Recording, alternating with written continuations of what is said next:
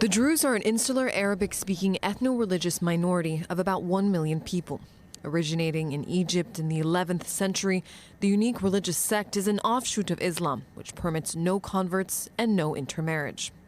The Druze faith is an Abrahamic religion influenced by the Quran and Christianity and even Judaism, but also Greek philosophy and Eastern mysticism. Its main tenets assert the unity of God, reincarnation, and the eternity of the soul. Like a number of other ethnic groups in the Middle East, such as the Kurds, the Druze are spread across the region, residing primarily in Syria, Lebanon, Israel, and Jordan. The minority group is largely known to have strong national pride to the land they live on.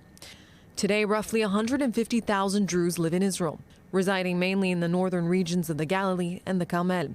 Most are fiercely loyal to the State of Israel. In fact, Druze men over 18 have been conscripted to the IDF since 1957 and often rise to positions of high rank, while many build careers in the police and security forces. For more than 4 decades, the Israeli military has a primarily Druze infantry unit called the Cherev, or Sword Battalion. This is in contrast with Israeli Arabs, who are exempt from military service. The bond between Jewish and Druze fighters serving in the IDF is commonly referred to as a covenant of blood. That deep connection further cemented since the October 7th massacre, with Druze soldiers sacrificing themselves to fight alongside their Jewish comrades in arms against a common terror enemy. But not all Druze have the same relationship with Israel.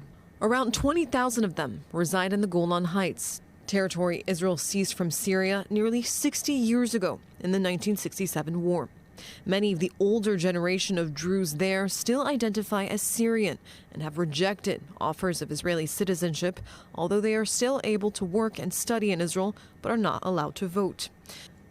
But that attitude is changing, with more and more young Druze choosing to become Israeli citizens and even serve in the IDF.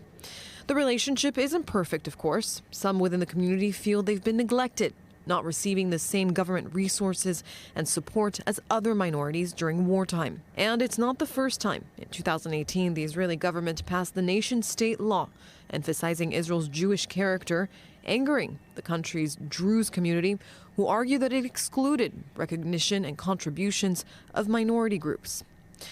Despite all this, the Druze remain an essential part of Israeli society. Following the rocket attack on Majdal Shams, the Israeli government has vowed to do everything to protect the country's Druze community and all northern Israeli residents from further Hezbollah attacks.